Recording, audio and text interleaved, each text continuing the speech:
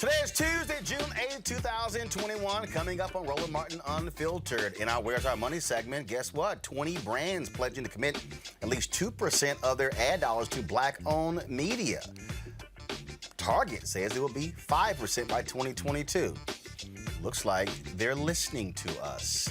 Civil rights leaders met today with West Virginia Senator Joe Manchin to talk about the For the People Act. We'll talk with Derek Johnson, president of the NAACP, to see how that meeting went. We'll also be joined by Reverend Dr. William Barber to get his thoughts about that meeting. And also, the Poor People's Campaign's plan to march on him in his office next week in West Virginia. President Joe Biden has his first judicial nominee confirmed, a brother.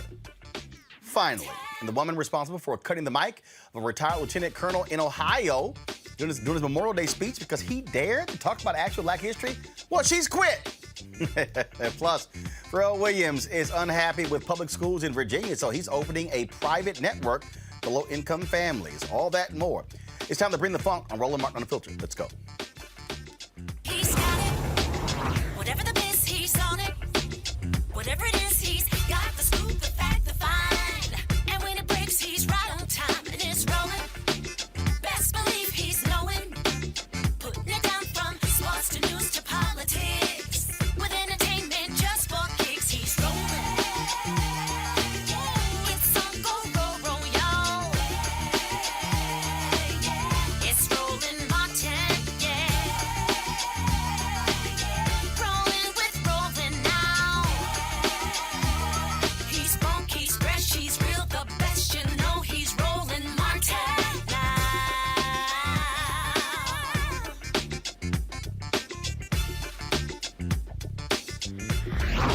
Martin.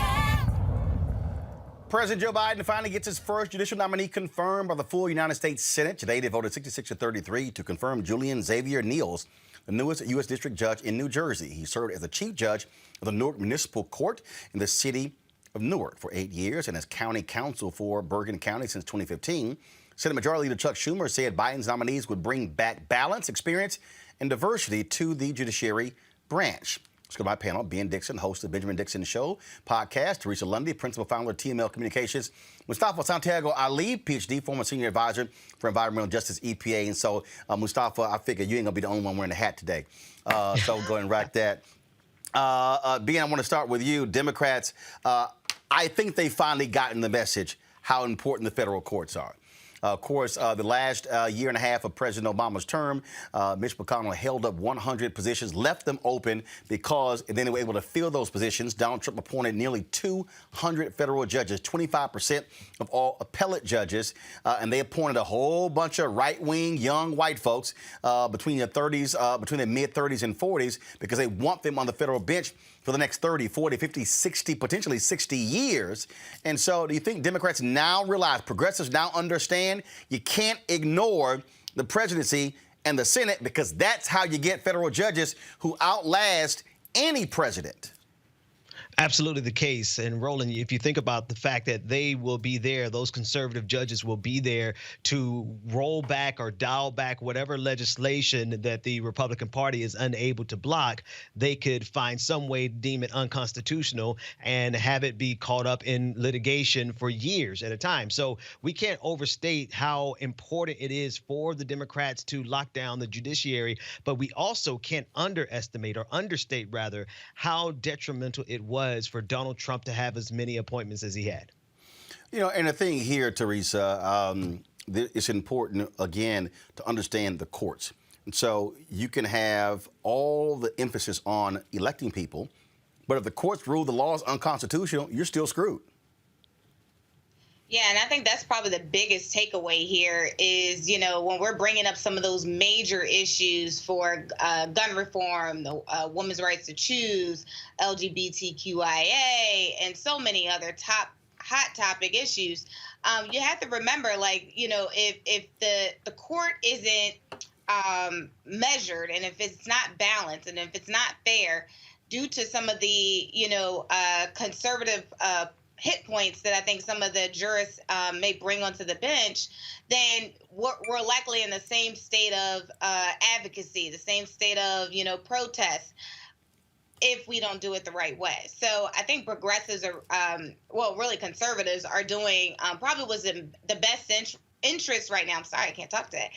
The best interest right now for the young millennial generation, that they are looking to essentially, I think they're thinking the longer game versus just the presidency. And I think we've seen it in the last election. So I'm hoping, Democrats are waking up. Mustafa, look, you're talking about a very narrow majority there in the United States Senate. The key is getting folks through the Judiciary Committee. Democrats can actually do that. On the bottom line, we saw with this vote, 66-33. The reality is, even when Trump was president, there were a lot of Democrats who voted for federal judges on the Republican side. But this is where, again, folks who understand the power of the courts need to wake up. There were a lot of black folks. I know some black folks, especially black men, who were talking about, hey, this stuff doesn't matter. And I'm going, yeah, it does. And so you can act like Hillary Clinton is no big deal, Joe Biden is no big deal. Oh, we've had worse than Donald Trump. But those federal judges, that's where the power lies. It's all about the courts. It always has been. And we understand that that's been a part of the Republican strategy, is to control the courts. So for those black men who said, they voted or for whomever they voted for because of economic reasons, well, the court interprets what's going on. So if you're for economic justice, then you have to pay attention to the judges and the opportunities that exist in that space around policy and the review of statutes and a number of other things. If you care about health justice or health care, then the same thing. The courts play a significant role there. And of course, if you care about racial justice issues, the courts are incredibly important in that space. So it is about, also where resources will go and where they won't go. The courts play a role when they interpret the law and the statutes that are on the books. So folks just need to understand that we have to be educated, and we also have to be engaged on multiple levels. And the judiciary is a part of that strategy if you're serious about making change. We're talking about the federal level here, but Ben, this also impacts the state level. The Supreme Court ruled that they were not going to get involved in partisan gerrymandering and left it up to the state Supreme Court. Well, guess what? In many of these southern states, Republicans control the state Supreme Court. And so that's why the local judges, the municipal judges, the state judges, the state appellate judges, if you're in a state where they elect judges, you better understand this matters. Absolutely, Roland. And you really think about how Republicans are playing for keeps here. They're not playing around with this. They have most of the gubernatorial seats, the governor's mansions. They have the legislative branches on the state level, and they have Supreme Courts. And so they are actually building the kind of dominance that they would need to be able to rewrite this country in their own image, even beyond what it was at the founding of this country. That's what they're going for, and they're stacking the benches to make sure that they get that. And then what happens, Teresa, of course, like in your particular state, in Pennsylvania, Republicans were so angered by what took place in 2020 election, they're trying to actually change how state Supreme Court justices are elected, trying to go to a district model, which will guarantee conservatives will always control a majority of that state Supreme Court, because right now they're elected statewide. The impact of voters in Philadelphia and the suburbs, Pittsburgh and the suburbs, they want all of those, as they say, outside of those two areas, Pennsylvania is Alabama. They want to be able to control the state Supreme Court so they can run roughshod. You're absolutely right. So we just got finished having a judge election here where we were literally voting on the state Supreme Court, the Superior Court, Commonwealth Court, and of course the local elections here. Even local elections is a tenure of 10 years. But when we talk about the state elections, you're absolutely right. Republicans are controlling, I would probably say, just the elections and the narrative. I think there has been a fluid opportunity where Republicans has seen that they likely, in some of those major counties you talked about, Roland, from Pittsburgh to Philadelphia, they just won't win a Republican seat in our city, or in our county. But in the other, 65 counties in Pennsylvania, they likely have an upper hand. And so when it comes to the judges elections, we really have to understand that it's a particular interest in these positions, especially on the state level, because when we saw the issues that were happening during Donald Trump's presidential bid, there was a lot of scrutiny here on PA elections and in Philadelphia. So what the Republicans are currently doing, outside of trying to take over some of the areas of the law, they are also trying to get rid of the row offices here in the city of Philadelphia, which are the county commissioner's office, which pretty much determines the votes. So it's a very interesting ploy and a play, because they do run the Republican majority. But it's I think it's the real opportunity that we all can see is that if people do not get out and vote, these are the type of issues that will happen, that will escalate outside the state to the U.S. Supreme Court. And again, what we're trying to underscore here, Mustafa, is for people to understand, Republicans love talking about court packing on the Supreme Court level. Well, they're the kings at court packing. Arizona, that's what they did. They got rid of the entire Supreme Court in West Virginia, alleging corruption, replaced them, and there was a Democratic state Supreme Court in West Virginia, replaced them with conservatives. North Carolina, same thing there. Democrats could have had a 6-1 majority in the last election. They lost a couple of races. Now they only have a 4-3 majority. But that's how that state's racial gerrymandering case was overturned, because Democrats controlled the state Supreme Court. So folks better wake up and realize judges matter. Judges definitely matter. If you truly want to have a representative democracy, a strong democracy, then that means that you have to have a balanced judiciary. And when you don't do that, you see these imbalances, and you see really a teetering and a dismantling of democracy. And we're seeing the beginning stages of that now across our country. So if folks want to make sure that we actually have a country to be proud of, and one that honors equity and inclusion and a number of the other things, then you got to make sure that you're getting out, you're voting, and you got to make sure the judiciary is working properly. All right, folks, let's go to our next story, and that is today, West Virginia Senator Joe Manchin met with several black civil rights leaders, discussing, of course, the issue of the For the People Act and also the John Lewis Act. It was Manchin who said in an editorial over the weekend in one of the state's newspapers that he would not support, he would vote against the For the People Act, but then said he would support the John Lewis Act without realizing they actually go together. He also complained about this 800-page bill being too partisan, but what's happening on the state level where Republicans don't give a damn about Democrats at all. Joining us right now is Derek Johnson, President and CEO of the NAACP. So, Derek, glad to have you back. How did the meeting go? I think it was a good first step. We achieved the goal of establishing and building a relationship. Now it's the hard work of coming up with a solution to ensure that we protect the rights of black folks to vote. Did he understand that? Did Joe Manchin, realize what we're talking about here, and how what is happening on the state level could very well have a negative impact for his party if he still calls himself a Democrat for more than the next decade, if Republicans are able to run roughshod over elections in state after state with high concentrations of minority voters? Well, I can't say what he understood or didn't understood. I can say there's a commitment to have a follow-up, to begin to work on an approach that will do the very thing that's necessary, repair the harm that has been created over the last 2 months by state legislative bodies across the country, as well as create a mechanism to prevent jurisdictions from enacting vote suppression methods. That's the goal here. The vehicle that's used, I'm agnostic to, so long as we protect the right of black folks to vote and we undo the harm that was done over the last 2 months. But he was very adamant that he dug in on the filibuster, and he was adamant that this was a highly partisan bill.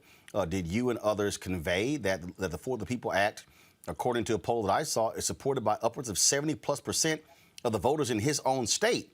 So he said that he's voting the way his constituents want, but if you look at the polling data, they like the For the People Act. But the focus here, take away whatever the vehicle is, how do we come to a place where we put the necessary protections for the right of our community to vote. That's key. The vehicle that we use, I don't want to get into that. I want to get to a solution. And that's the goal of the meeting. And now we have a way forward. Let's see if we can make it happen. Well, you say a vehicle. What other vehicle is there? The reality is the House has already passed it. The Senate has to take it up. If he is not going to end the filibuster, it ain't going to get 10 votes from Republicans. He said that his fellow Republican Senator Lisa Murkowski supports extending the Voting Rights Act. Okay, that's one Republican. You need 9 more. He also said Democrats were unable to get the 7 Republicans who voted to impeach Donald Trump. Okay, if you take those 7 plus him and Sinema, you're still at 57. You're not at 60. And so what is the pathway? I mean, look, numbers are numbers. If he's not going to end the filibuster, then you got to get 60. Well, if he can't get 10 Republicans to come along, we're stuck. So what's the vehicle? Well, but the numbers are numbers, but the creativity of a Senate, we don't have to go the route of what the House passed. The Senate can come up with a bill. There are ways to get there. We should not give ourselves this limited path. We should always look at what is the outcome that we're pursuing and be as creative as possible to get there. The procedural rules are the procedural rules. I don't believe they should be there, but the substance is what I'm trying to get to. And if the procedure gets in the way of the substance, then we have to figure out how to get through that. Whether it's HR1, SR1, or HR4, SR4, those are vehicles. But what else can we do to get to the place where we need to get? I don't know yet, but that's a part of the creativity that we must sit down, get in a room, and make it happen. If they're still negotiating police reform, and that's the only table that's set for bipartisan conversation, surely we can figure out a way to create a table to make sure we protect the rights of voters to participate without the mechanisms of vote suppression. But on a police reform bill, you have Senator Tim Scott as well as Senator Lindsey Graham, who are active participants in that, and they have actually committed to saying they believe that they can bring along anywhere from 20 to 25 Republicans to support this. Have you seen any evidence that Senator Joe Manchin can bring along more than one?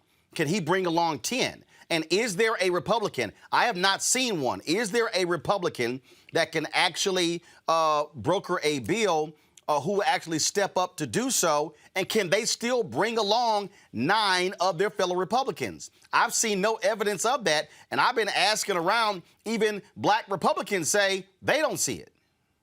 Right, and I don't see it either, but that don't mean it don't exist. It can't exist, and it won't exist. So I'm not here to defend the Republican Party, nor am I here to defend Joe Manchin. I am here to say that we have not moved as a civil rights community. Protecting the right to vote is what we do. The legislation is needed. Now let's figure out how to make it happen and not bemoan what has not happened.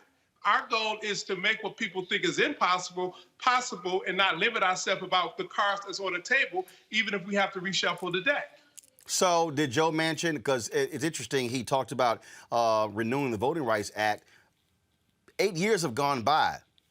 I haven't seen this be a priority for Joe Manchin in the previous 7. So did he commit to potentially trying to co-sponsor a bill himself in the Senate and partnering with Republicans?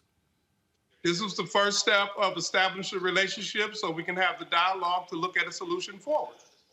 Obviously, you're up against the gun. This is June. The reality is, if something is not done, frankly, in the next 4 months, 5 months, you're running the risk of judges ruling there's not enough time to actually implement changes that come into place that actually happened previously. Republicans are trying to put these laws in place in the states so they have an impact on the 2022 election. And so you have a very short window. Do you think you can get it done in the next 3 to 4 months? That's a good question. So we have to work hard to see what can get done in the next 6 months, because the window is a little longer than 3 to 4 months. But yeah, we have to see what can get done. You know, it's amazing with this administration. What was almost hard to do the last administration was done within the first 100 days. So let's not put parameters that limit ourselves. Let's get creative to figure out how to make it happen. Ben Dixon, your question for Derek Johnson.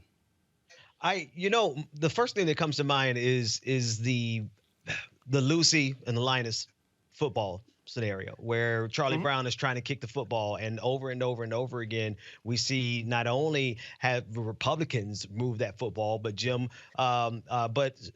Sinema, Joe Manchin, they pull that football. How many times are we going to fall for the same thing?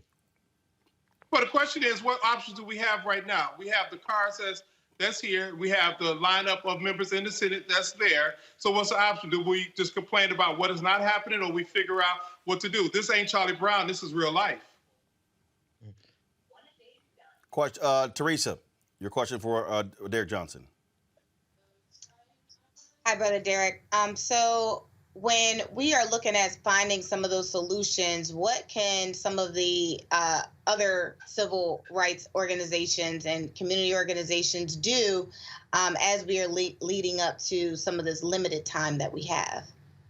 Well, I'm liking what I'm hearing, the energy that's on the street. The march is going to take place in D.C. Keep the noise as loud as possible. Try everything that's on the table, because we don't have anything to lose by fighting. When we fight, we win, and we cannot predict what's going to happen unless we are engaged. So if I'm taking this course, another group take another course, there is no magic bullet, but it's all of us pursuing the same outcome, to protect our right to participate in upcoming elections. Because if we don't, we know what the reality is. So that's why we have to fight. And there are no solutions. But if there is a clear solution, give it to me, because that's the one I want to be fighting for. Before I go to Mustafa, is the NAACP participating in that march? I know Black Voters Matter. I know NAACP Legal Defense Fund and others.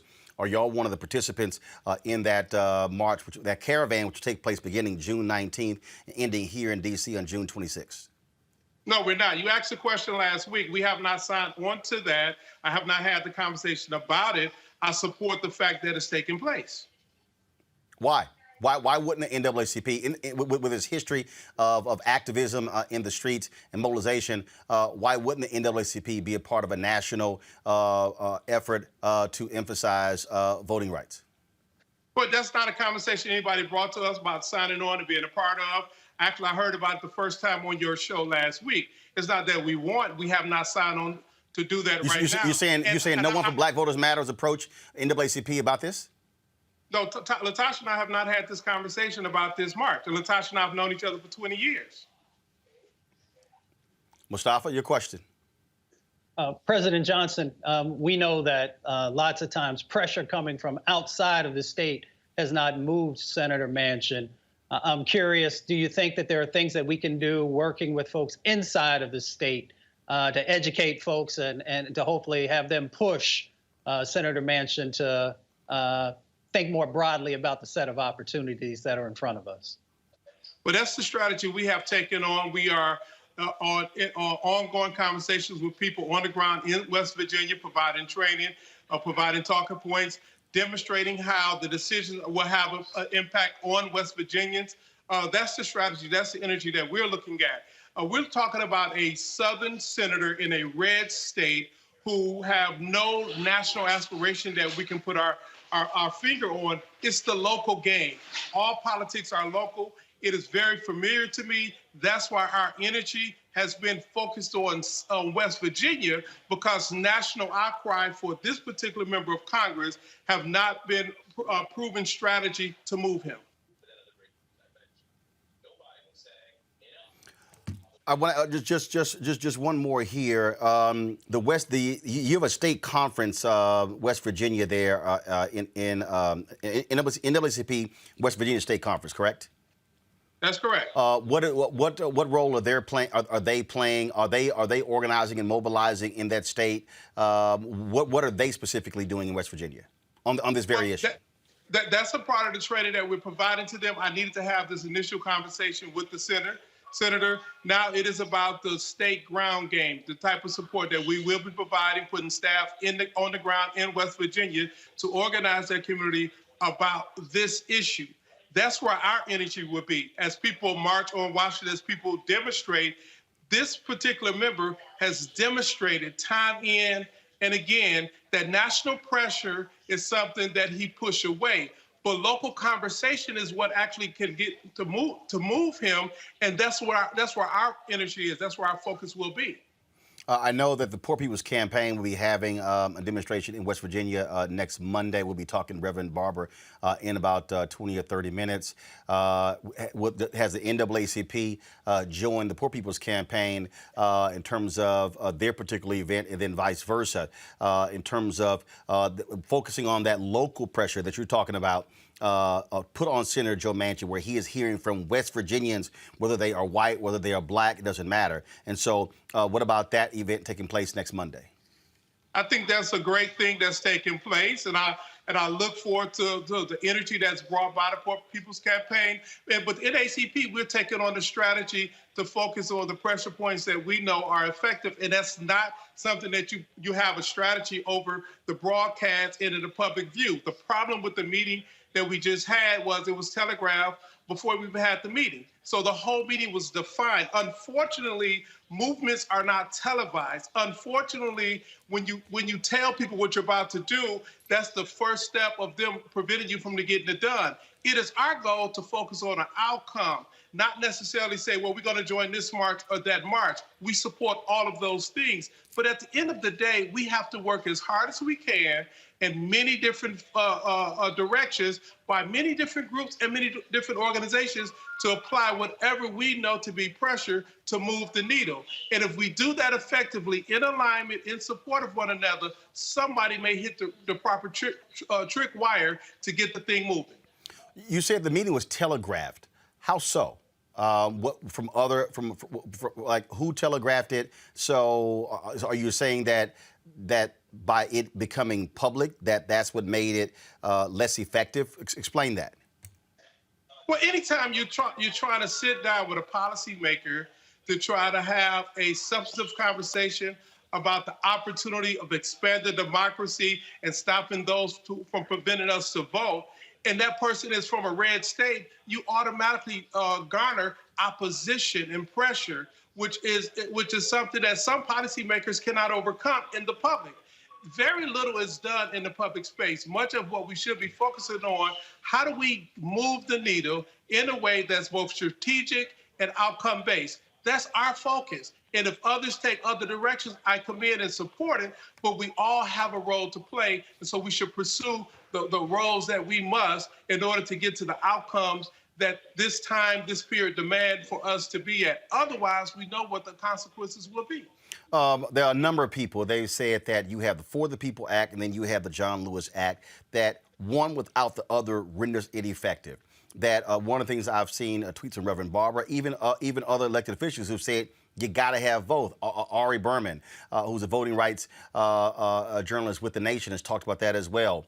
And so from your vantage point, if there is a bill, if there is one that Manchin draws up, what has to be in it? What must be there? But that's easy. So first of all, you have to put the preventive measures to ensure jurisdictions are not passing or adopting policies, practices, or procedures that suppress the vote moving forward. But you also have to go and fix the problems that was just created across the country with state legislative bodies like in Georgia so that we can undo the harm that was done. Those are the two things that must be in a bill so we can clean up the mess that was created and prevent the mess moving forward. Both of those bills have components like that in there. So now we have to figure out how best to get that moving. Now, the For the People Act have additional criteria in it for other things like money in politics and redistricting commission. Right now, we're narrowly focused on how do we protect the rights of voters to fully engage and participate. And last point, in his editorial, Senator Manchin complained about this 800-page bill. But I didn't actually hear him articulate the problem he had with the bill, other than no Republicans support it. So does he disagree with what's in it? Or did he simply disagree that no Republicans support it? That's two different things. I can't speak to what he disagrees to or what he see or don't see in the bill. I can only say that we have to figure out a solution moving forward. He is a key component to help move this forward. And we must do it multifaceted with many groups, many voices, all pointing in different directions, using different tactics and strategies. All right, then. Derek Johnson, President and CEO of the NAACP. We appreciate it. Thanks a lot. Thank you. All right, let's go back to our panel. Ben Dixon, Teresa Lundy, and Mustafa Santiago Ali. Mustafa, I'll start with you. Your assessment, what you just heard, is there a path forward? I think it's difficult. I think it's very difficult where we currently are. You know, I'm an Appalachian, so I was raised in two places, in Appalachia and in Detroit, and the majority in Appalachia. So there are some dynamics that are going on in the state right now where I think Senator Manchin is trying to navigate that. Now, he also has evidently forgotten the history of West Virginia and how it came into being. And yes, a part of it was, you know, the state breaking apart to not deal with slavery or, you know, to go with the Union.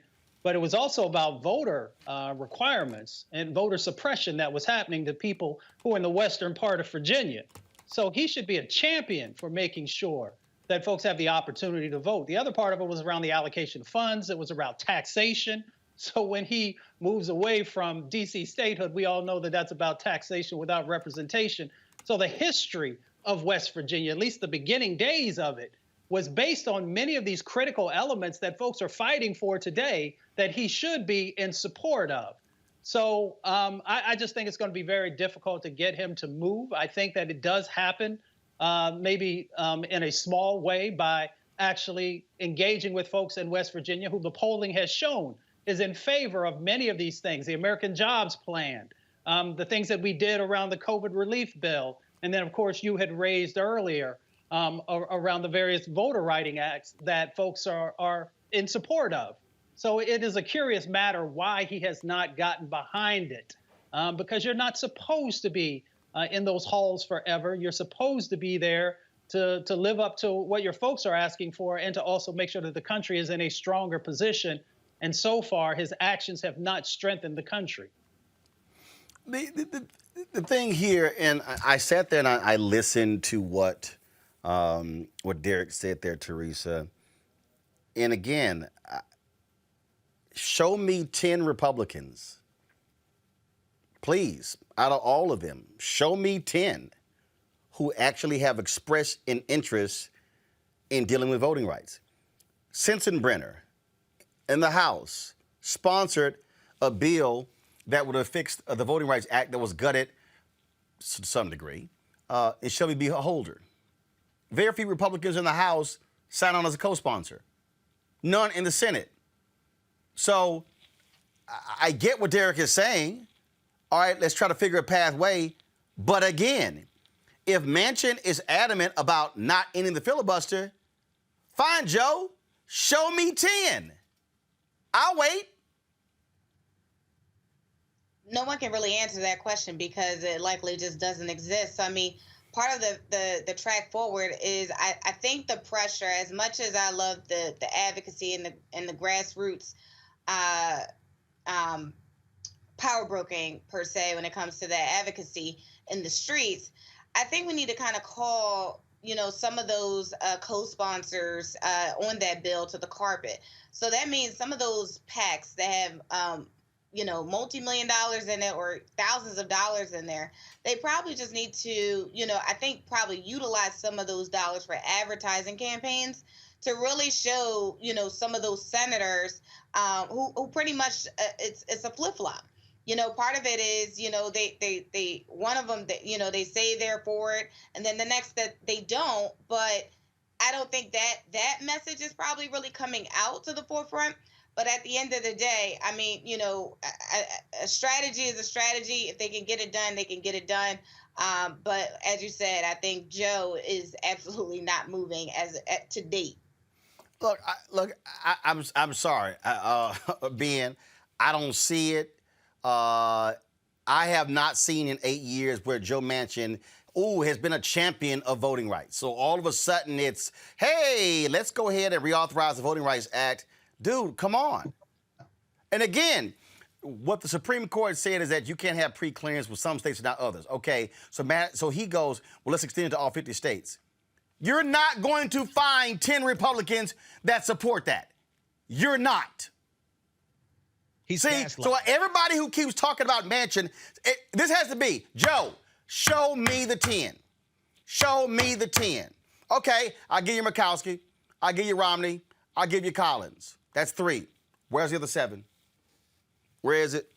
Where's the other 7? I don't see it. I mean, again, so all these people, all these shows, and if you're meeting with him, you got to say, Joe, where are the 10?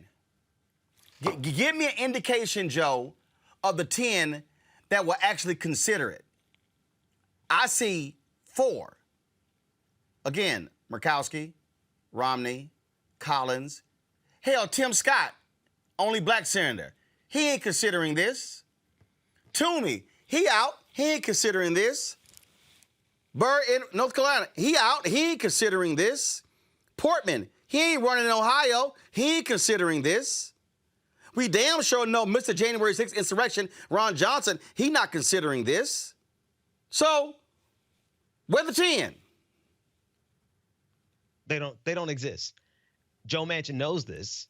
He's gaslighting us, and he's wasting our time, which is why I asked the question, how many times are we going to go through this routine, not only with Joe Manchin, Kyrsten Sinema, but conservatives in general? When we try to reach across the aisle and they give us the middle finger, we should understand who they were the first time they did it. Now, first time, shame on them. Second time, shame on us. But if we keep chasing behind and giving Joe Manchin the credibility, we're lending him the credence of having meetings with us and to, get a photo op and make it seem he's got a headline, make it seem like he actually cares about black folks because he met with black leaders. But he isn't changing a thing about what he's going to do. He's reaching across the aisle to the Republicans while he's giving us the bird. I just want to see the 10. To me, every time you meet, show me the 10. Show me the 10. It's simple as that. Got to go to a break, folks. We come back. More on Roland Martin Unfiltered. Back in a moment. I believe that people our age have lost the ability to focus the discipline on the art of organizing. The challenges, there's so many of them and they're complex, and we need to be moving to address them. But I'm able to say, watch out, Tiffany, I know this road. That is so freaking dope.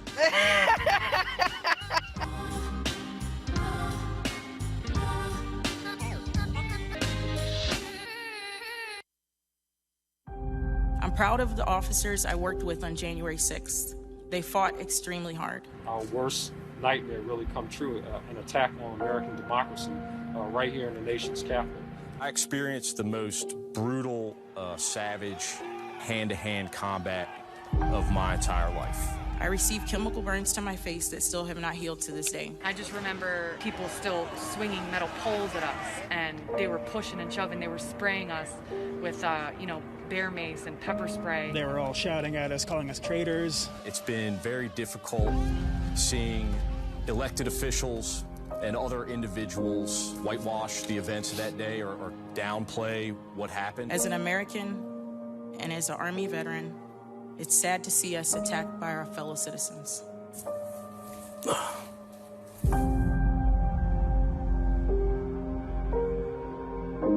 Midas Touch is responsible for the content of this advertising.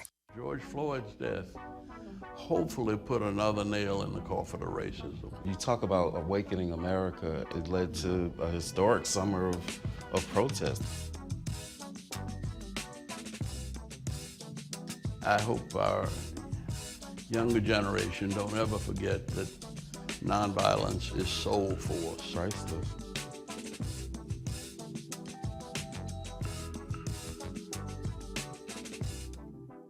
Black TV does matter, dang it. Hey, what's up, y'all? It's your boy Jacob Lattimore, and you're now watching Roland Martin right now.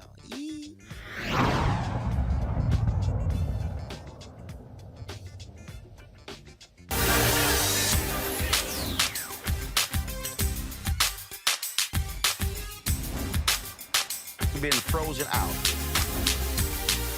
Facing an extinction level event. We don't fight this fight right now, you're not going to have black ownership.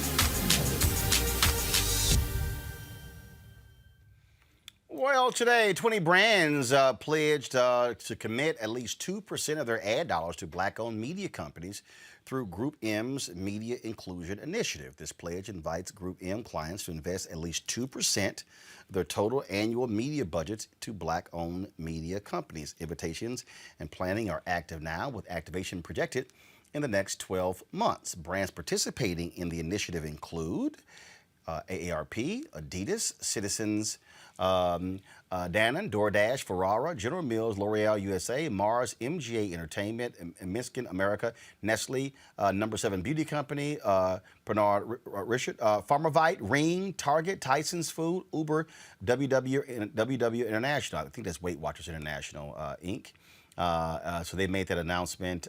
We also, of course, Target announced that by 2022, they'll be spending 5% of their media budget with black-owned media company. Now, these are the percentages that people announce, but here's the question that still has to be raised. What are they spending right now? And what percentage means dollars? See, folks, the reason we have been very specific, and when I say we, this all started when a host of us, black-owned media folks, Byron Allen, Todd Brown, Butch Graves, Don Jackson, Ice Cube, also Junior Bridgman, who now owns Ebony, and myself, we all signed a letter blasting General Motors for their numbers. Now, they responded by saying our numbers were wrong. We said, okay, what's your spend? See, the reason we are being specific, and look, this is a nice announcement, but first of all, I'm not going to jump up and down till I actually see contracts signed. See, that's part of the issue we've had. Announcements, but no money. The other question is, how are you going to measure it? See, when somebody says we're going to spend 2%, okay, 2% of what? $1 billion? $2 billion? $3 billion?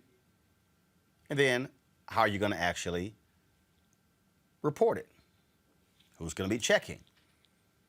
See, all these things matter.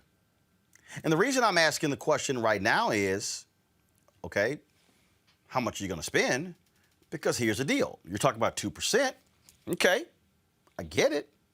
But the question then is, the money we're talking about, of what? And I know somebody might be saying, well, you know, it's like that's really not that big of a deal. No, actually it is. Because, see, if we are not aware of what folks are spending, then we're not fully aware of, again, how we're being impacted financially. And what are they spending? I'm going to come back to this, folks, right now. We're going to go live to Vice President Kamala Harris as she's speaking on her first international trip. Let's go go to the live. The President will be traveling tomorrow to Europe. And why is my first trip as Vice President of the United States? I decided to come here to this region and to visit our neighbors in Mexico now, most recently, and before that in Guatemala. On the issue of migration, as we have discussed a bit during this trip, it is a complicated issue. It is complex. There are many factors at play when we look at migration historically and currently. It is also an issue that we must tackle then at every level. In the United States, we are tackling it from the perspective of not only what we must do to address the root causes of migration, which is the primary purpose for my travels over the last 2 days and the work that we have been doing for the last couple of months. But we also must, of course, tackle the issues that are inherent in the situation at the border and what we must do to strengthen legal pathways for people to enter the United States. I want to be very clear that the problem at the border, in large part, if not entirely, stems from the problems in these countries. I cannot say it enough. Most people don't want to leave home. And when they do, it is usually for one of two reasons. Either they are fleeing harm, or to stay home means that they cannot satisfy the basic needs to sustain and take care of their families. I work with another principle, which is that we, as a government, the United States, together with our allies and our partners, such as Mexico, such as Japan and South Korea, and all of those who are internationalizing our effort, connected through the UN, we understand, and through our leadership, we understand that we have the capacity to give people a sense of hope. That if they stay where they want to stay, in the town, in the neighborhood, in the place where they grew up, where they speak the language, they know the culture, they go to that church every Sunday, the place where their grandmother lives. We know that if we give them a sense of hope that help is on the way, that they will follow their first preference, which is to stay at home. During the course of this trip, I have met people from all walks of life. I've met, of course, with President Giammattei. I met with President López Obrador. I also met with members of civil society. I met with youth. I met with members of labor. I met with farmers. I met with young people who are creating things that are only imaginable in fiction, but they're making it a reality. And what I know to be clear is that if we are to address the issues that impact the southern border of the United States, and I've had a conversation with President López Obrador about also the southern border of Mexico, we have to have the ability to address the root causes of why people leave. And we have to understand if it is a priority to us to be concerned about what is happening at our border, then it must be a priority for us to understand why people leave. And the reality is that most people, when they leave, they don't want to leave, and most want to go back. So that is the spirit with which we approach these issues. I also believe that if you want to fix a problem, you have to go to where the problem exists. If you want to address the needs of a people, you must meet those people. You must spend time with those people. Because the only way we can actually fix the problem is to understand the problem. And that is another reason for this trip over the last couple of days, and for the work that we have been doing for the last couple of months, to meet with people who range from CEOs in some of the largest corporations of the United States about what they can do to participate in a public-private partnership to create economic resources and possibilities for people in this region. Over the last couple of months, we have convened some of the largest philanthropic organizations in the United States who are all international in their footprint to see how they can extend the work they do in partnership with the United States government and the other friends we are bringing to the table. Over the last couple of months, we have brought together civil society leaders, both in the United States and those of Guatemala. And I was privileged to be able to meet with them after our first meeting that was virtual, in person yesterday. The work we are doing includes reaching out through our UN ambassador, Linda Thomas-Greenfield, to the United Nations, to solicit support and contributions from our friends around the globe, to renew their focus on this region of the country, understanding the needs that exist here, but also the capacity. What has become clear to me during the course of this meeting and this trip is something I already knew, but has been reinforced, which we all understand. People have pride in the place they're from. People have pride in the place they're from. And so when we're talking about the work that we are doing, we must approach it with an understanding of the capacity of people and not just their needs, understanding that they have pride associated with where they are from for good reason, based on the history of those places, based on the culture of those places, based on the contributions that those places have made for thousands of years. So this is the work that we have been doing. I'm proud to report that the agreements that we have reached, again, are the result of all of the work leading up to this week, and they are very tangible and very specific. Do I declare this trip a success? Yes, I do. It is success in terms of a pathway that is about progress.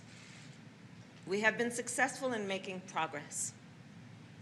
So as it relates to Guatemala, out of that trip we came with agreements to establish an anti-corruption task force.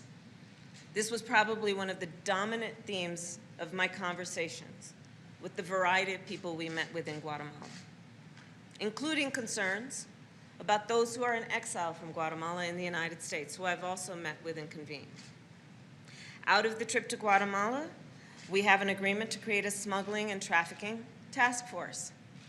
Again, one of the issues, not only there, but here in Mexico, and an issue I've worked on for a very long time in my career before I even reached the Senate, much less became vice president.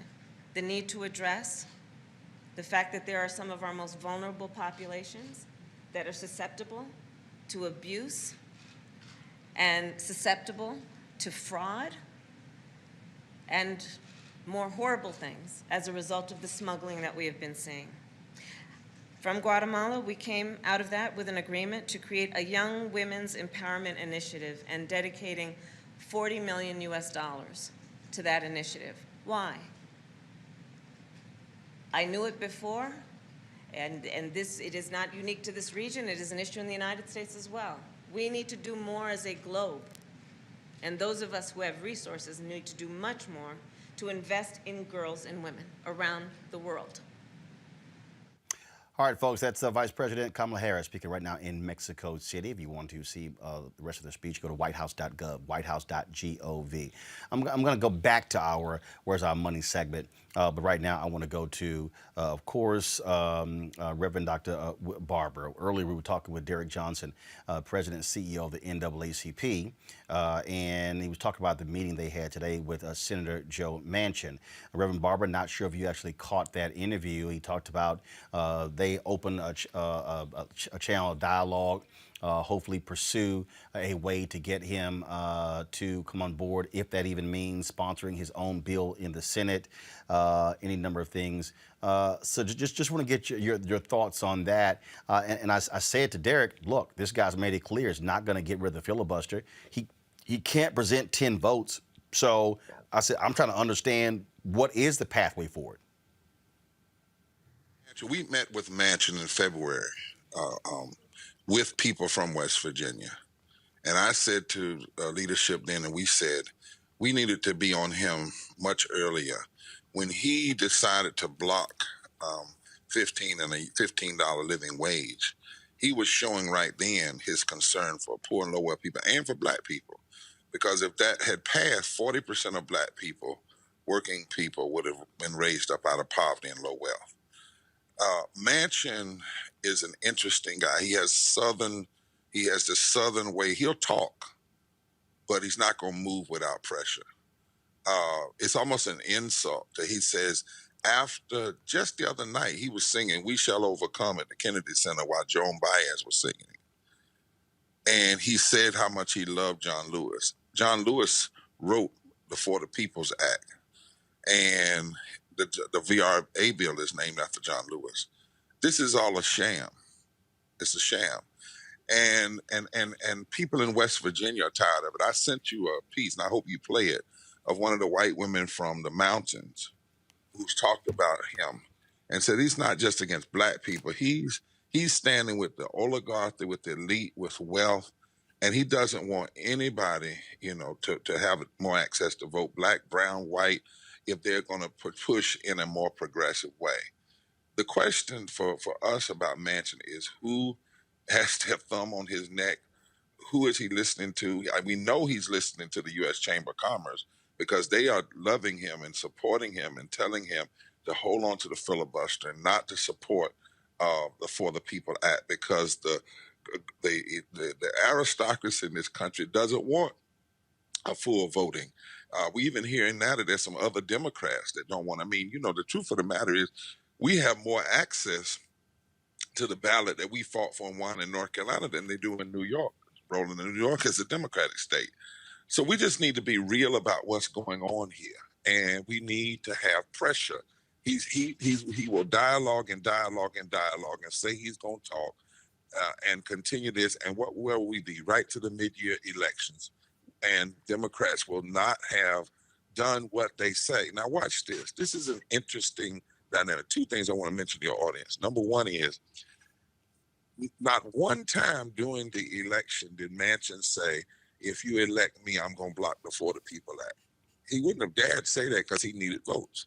Not one time did he say, I'll block the Voting Rights Act. Not one time did he say he would block 15. Not one time when he was running. And none of the Democrats did that, if there are others who are saying that they don't support it now.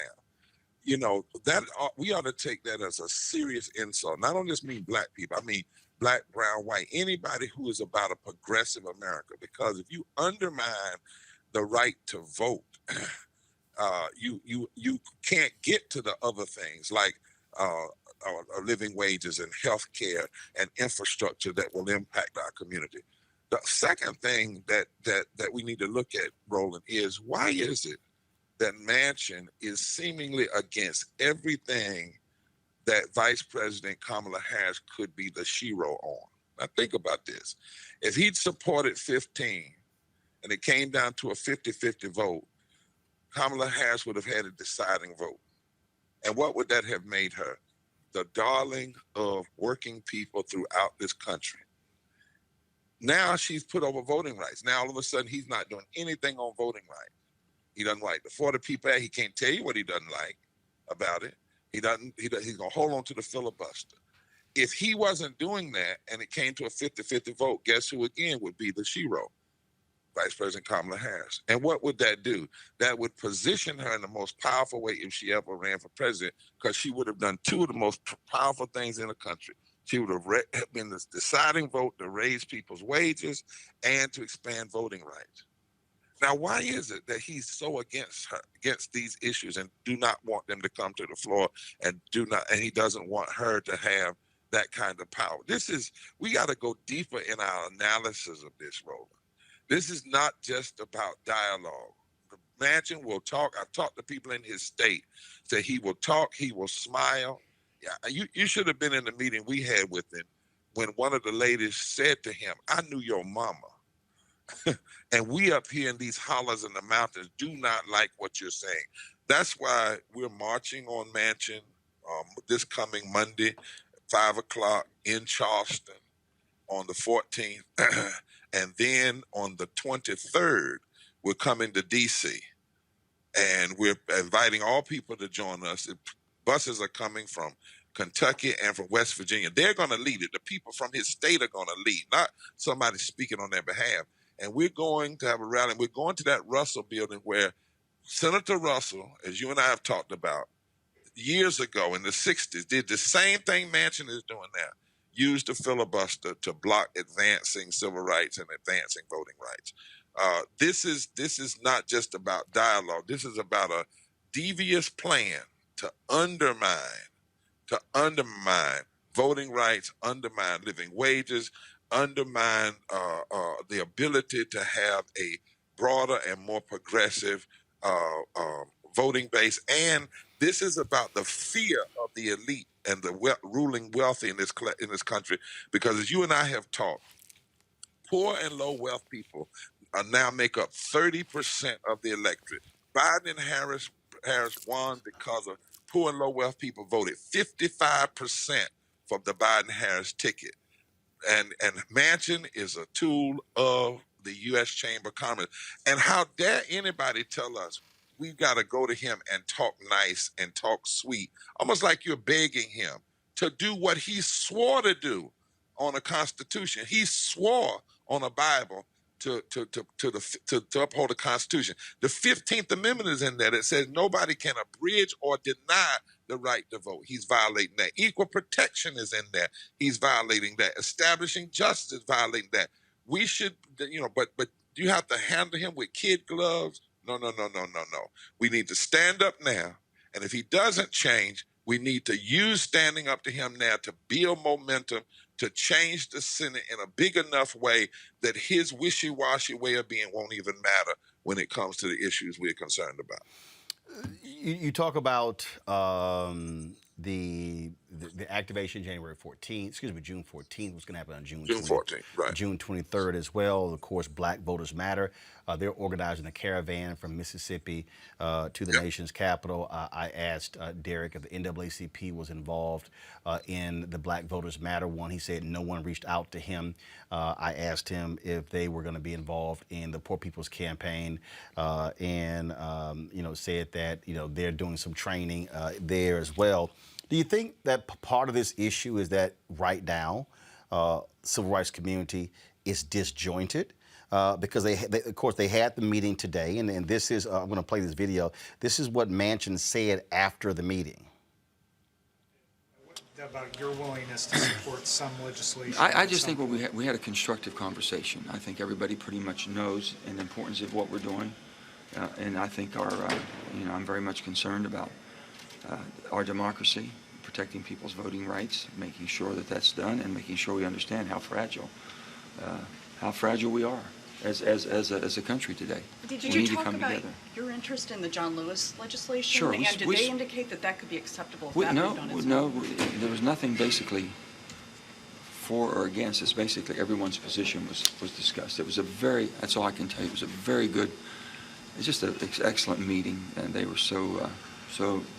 they helped me, so informative, and it was just such a good exchange back and forth. It was very respectful. And next steps, do you plan to talk to the same group again? Is there any... Sure, we're going to continue. We're going to continue our conversations. We agreed to continue conversations and to learn more about it. Is there anything about your position on S1 that changed based on this conversation? No, I don't think anybody changed positions on that. We're just learning where everybody's coming from. We're learning where everybody's position is. Reverend Barber, what the hell is that? I mean... we didn't change. We're learning where everybody came from. Yeah, I wasn't in the meeting, so I don't know, But this is what I heard him just say. First of all, he said constructive. That's political double talk. For we just talked and we listened to each other. He said everybody brought their position and he learned. Now think about this. Think about it for a minute. The Voting Rights Act has been gutted for 8 years. June 25th. 2021 will be 8 years since 2013. And he hadn't learned about it in that period of time. He doesn't know. He comes from the state where Robert Byrd was a Klan member and changed and who stood against civil rights, but then changed. 8 years, John Lewis was living all that time. He never talked to him. He's never done anything in 8 years to try to get it passed, to try to get the Voting Rights Act restored. In a democracy, right? He sees 300 bills in legislatures across this country to roll back the vote, racist voter suppression, even in his own state, that's going to hurt poor people and of all races, creed, and color, low income. And he's a sitting senator, and he needs to learn about these positions.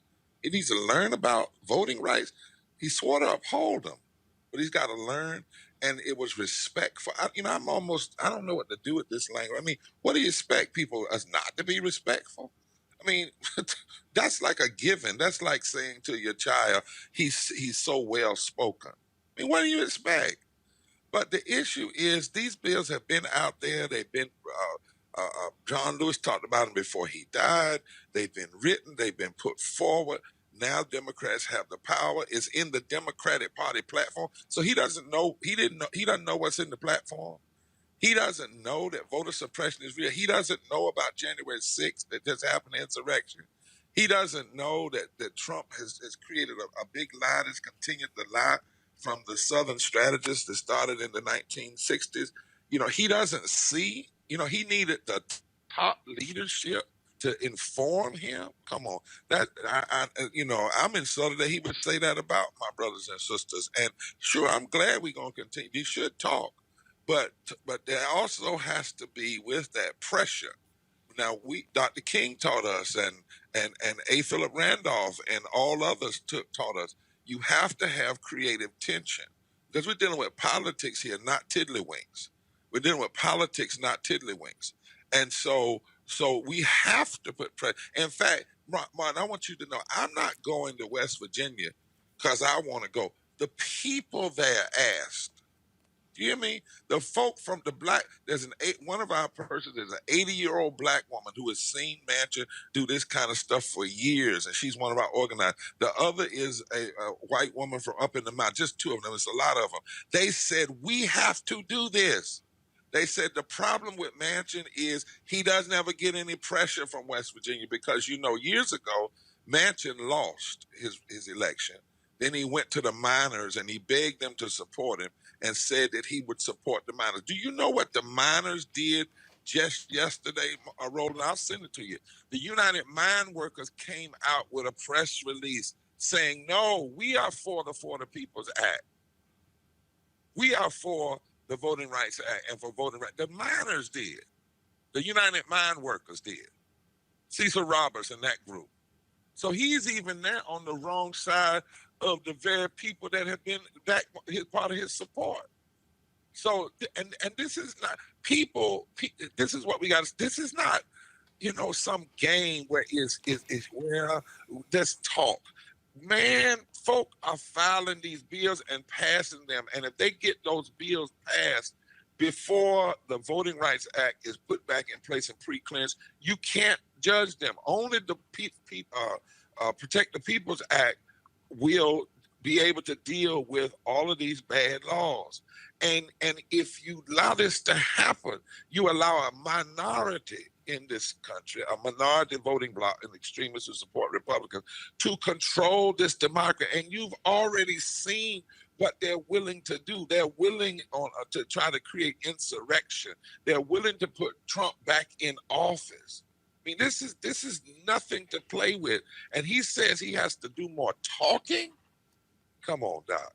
That's why the American people have got to talk, and we've got to talk, across all races, colors, and creed. We're at a tipping point here, and folk need to understand this last thing, Roland. When you suppress the vote, you are also suppressing, as I've said, wages, because you keep people from getting elected who would push for wages. And you keep people, and you're going to hear me say this 1,000 times, and you keep people in poverty. And people die. We talk about COVID, 750 people die every day from poverty. And poverty is a policy choice. It's not a personal moral choice. I heard, I was talking just the other day to Jeffrey Sachs, one of the leading world economists. And he said that what we see happening now is nothing but the greedy and the wealthy, and they're smirking all the way.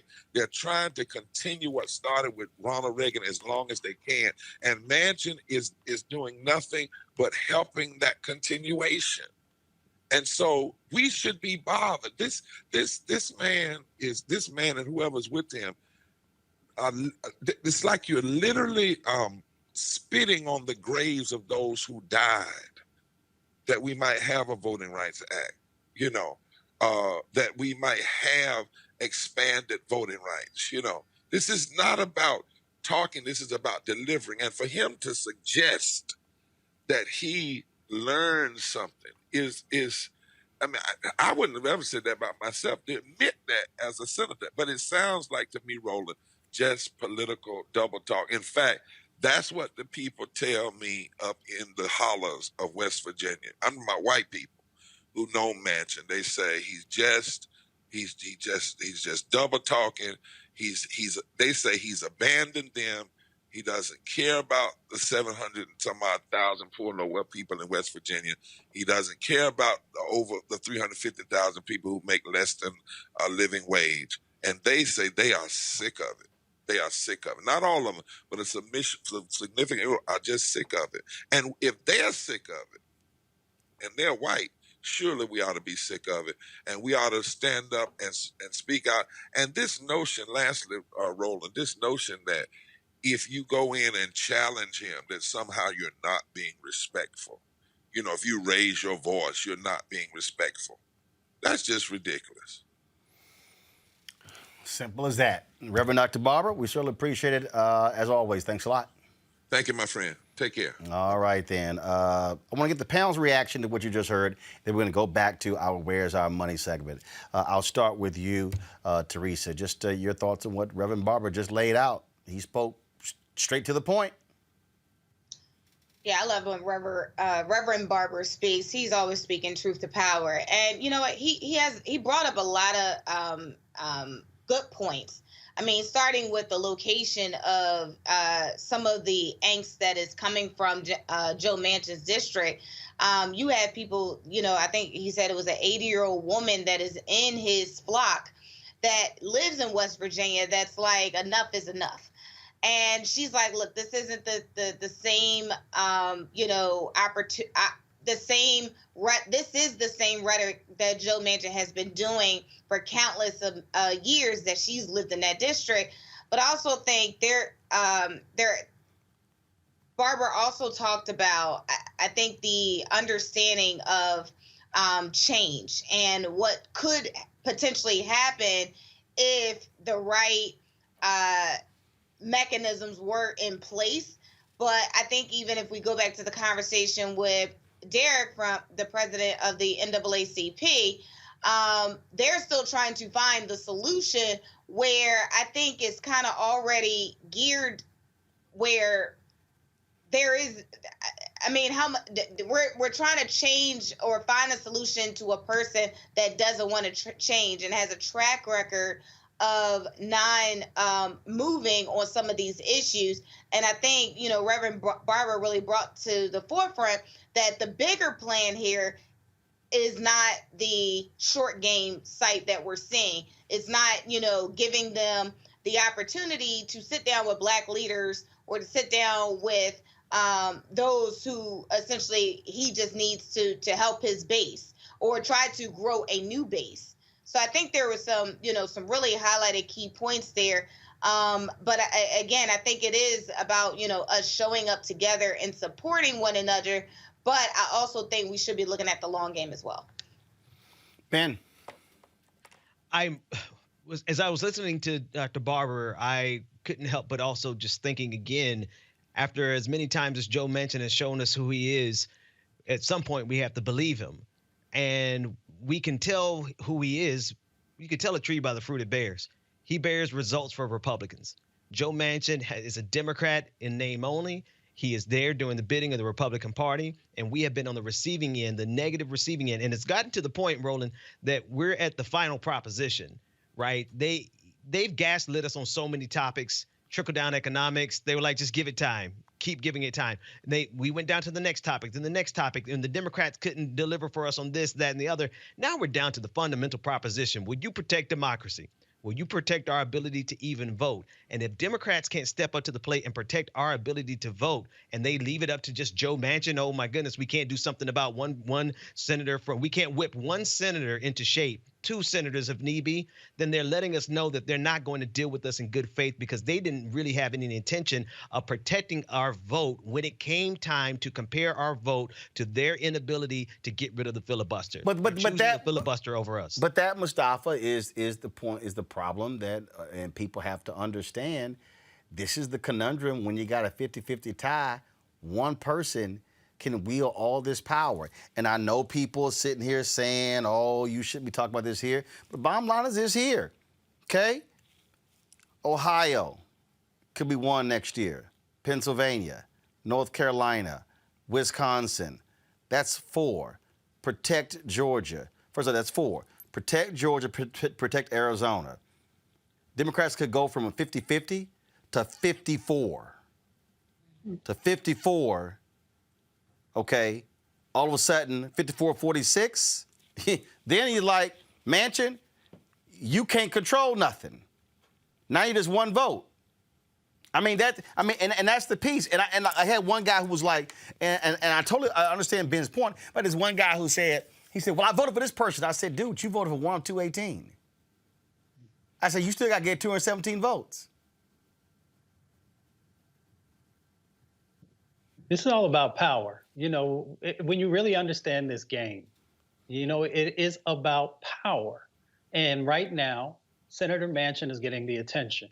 He also understands that he is being courted by, you know, folks on the Democratic side and continually on the Republican side. And also, let me just call this out also. You know, when he stood against D.C. statehood, that was also about power, because you would have senators coming from the District of Columbia who probably would vote for many of the issues that the country is asking for. So this is about power. And this is also about the Democratic Party making the right sets of investments ahead of time and making sure those locations that you just called out, that those folks on the ground who need the resources to make sure that they can turn out the vote, to educate the vote and turn out the vote, have what's necessary to make sure that that's completed. And it is also about Joe Manchin not understanding, for whatever reason, the dynamics that are going on back in West Virginia. You know, there are incredible folks who work there. You know, folks have these narratives about people, you know, who live in West Virginia and other parts of Appalachia. You know, the hardworking folks who need economic opportunity. So when you are not supportive of the infrastructure bill in the fullness that it needs to be, then you're hurting folks in West Virginia. When you're not supporting healthcare in the way that it does, and when you go back home and you see the huge amount of folks who have cancers and other diseases because of the exposures they've had to deal with and many of the jobs that they had in the past, then that speaks to the character of the votes that you are not willing to cast. And when you look at not being supportive of climate change and understanding the clean economy sets of opportunities that could be in West Virginia and throughout Appalachia, that also said something. So again, this is about power. And we need to be very clear on that. And as we've tried to do for years now on this show, and Roland, I know you've been doing it for even longer than this show existed, it's helping to educate people about these leverage points and why your vote is so critically important, both in the general elections and in the midterms, and pushing people to make sure that we have the real capacity to be able to move this agenda. Because when people talk about a progressive agenda, you're really talking about a human agenda, because it's really about trying to lift people up, lift people out of poverty, as Reverend Barber just shared with us, making sure that people have access to quality health care, and making sure that people have housing. When you go back to West Virginia, you can go in locations where it looks like you went back 60, 70, 80, 90 years in time and some of the housing that people are living in. And Joe Manchin should be working on these issues. He should be supporting broadband when you look at the students who can't learn because they don't have access to broadband, sometimes not even access to the internet in period. So there's something, as Reverend Barber said, deeper that's going on when you as a senator, when you go back home and you see the opioid epidemic, and when you see all these other types of things that are going on in an area that you have the responsibility of changing that dynamic. That's your job. Your job is to protect democracy and to make sure that you're making life better for the citizens of your state. And when you're failing on that, then you have to have a self-reflective moment and ask yourself the question, why is that? Why am I not standing up for these basic human rights? Why am I not standing up for basic amenities to make sure that people have housing and jobs and clean air and clean water? And if you're not willing to do that, then, you know, we have to find other people who are willing to fill those positions. I hope that people can evolve, but if you're not showing, as a brother shared just a second ago, when he said, when someone shows you who they are, believe them. If you're not willing to change that after we've seen who you are, then we have the basic understanding that you're not going to do anything different. It is as simple as that. Folks, before we went to the interview with Reverend Barber, I was talking about the Where's Our Money segment and the advertisers. I want to go back to that. And the reason being we're going to keep harping on this here is because we really, just like in politics, you got to deal with the money. And it's interesting, as Reverend Barber was talking, he was talking about, you know, being respectful, things along those lines. And I just keep trying to tell people, If you show me an example where black folks have not had to yell, kick, and scream to get some stuff, then fine. I would love to see it. And the bottom line is this here. I've had people hit me up and they say, you know, you guys calling these people out, you know what, you put them on blast, you know, those things shouldn't be done. Guess what?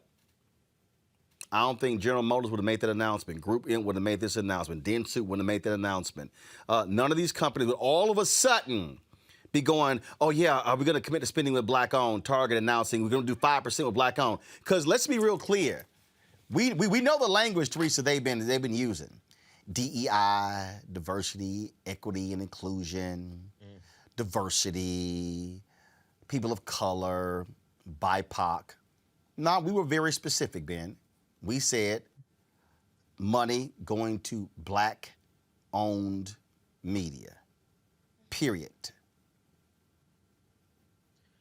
Absolutely. Roland, it really mirrors what Joe Manchin is doing in a way, because they love to show up for the press conference. They love to show up and get credit. They love the publicity. But when it comes time to write us a check or cash in on what we've done and to pay us for what we've done, they don't really want to show up. And without tremendous pressure, we have to pressure them to do the right thing. And eventually what we need to have are people who are empowered that don't require pressure to do the right thing. But until such time, we got to keep giving them hell, because we're not going to be able to spread our narratives. The narrative of what we've gone through as black people, if we keep having to go to white people's media institutions to accomplish it. And they want to benefit off of black lives. They need to put money into black communities and black media. And the thing here, Teresa, is very simple.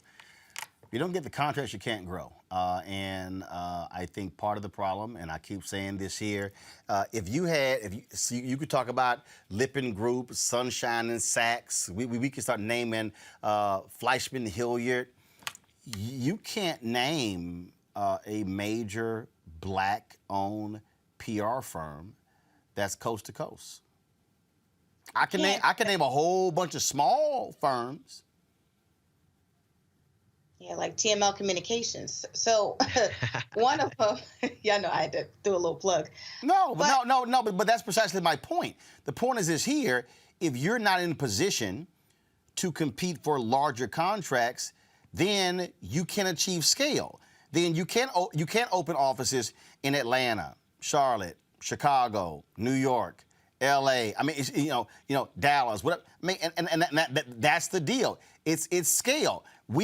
This is absolute economic apartheid that has been practiced, and what we are arguing is, nah, we ain't about to have that. That was a divestment campaign in South Africa, and our whole deal is, y'all are going to spend some money with black-owned media or else.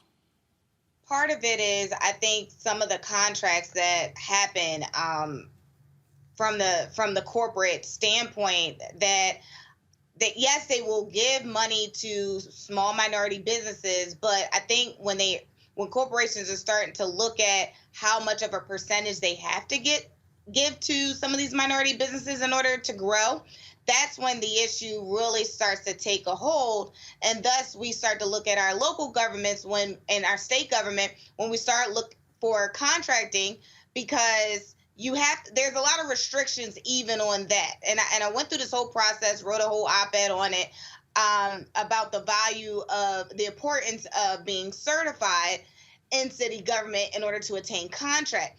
But there's some caveats and, some contracts that I looked at in Texas and Atlanta that you have to also have the insurances to cover some of those larger expenses in order for you to achieve the contract.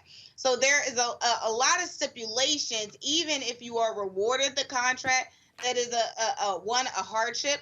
But two, even when we start talking about the dollars and the cents that can come down the pike, if you don't have the designation of minority or certified, even though you have a driver's license and a business license that shows that you're black, but if you don't have those two items, you are still exiled out of the equation to retrieve some of those dollars and cents. Which is weird, because the white folks don't have to prove they white. Absolutely. I've said this before. It's like the show your papers type of initiative. And Teresa, I'm not doing it. No, seriously. I've had people say, Roland, you certified? Yeah. my ass was born. Yeah, my black ass is certified black. Yeah. Yeah, I'm not about to sit here and go through a certification process when, I'm sorry, the white folks ain't got the, it's amazing, oh, they can get the contracts, but they ain't certified. I'm like, no, I'm black. Also, part of this certification that I really have a difficulty in, because it's like they will also want to show the capacity of how much your business made, right? So the revenue is a strong point. So if you've made $50,000 that year, they'll be like, oh, well, you know, it's a weird process. It's like almost like I feel like I was buying a house. That's how much like information Look. I've been dealing with this with some of these, and I'm gonna tell you some of the runaround that we go through, and we're already dealing with this here, Mustafa, where the client would say, let's do a deal. But then we got to go to the ad agency. All of a sudden they start asking, okay, well, what are your metrics? What's this, what's that? I'm like, oh, I'm sorry. And see, I keep telling the clients, it's y'all money. Tell their ass we doing the deal. Like, I'm not about to repitch myself to the agency to prove to them what I should do. If you and I agree that we gonna do a deal, and you cool with the amount of money I'm asking for, tell they ass process the paperwork. But see, again, these are what they do to us. They make us, for everybody don't understand, they'll make us, and Teresa, you know this, they'll make us do 6, 7, 8, 9, 10 proposals, all back and forth. You're investing all of this time, and then they come back with a no.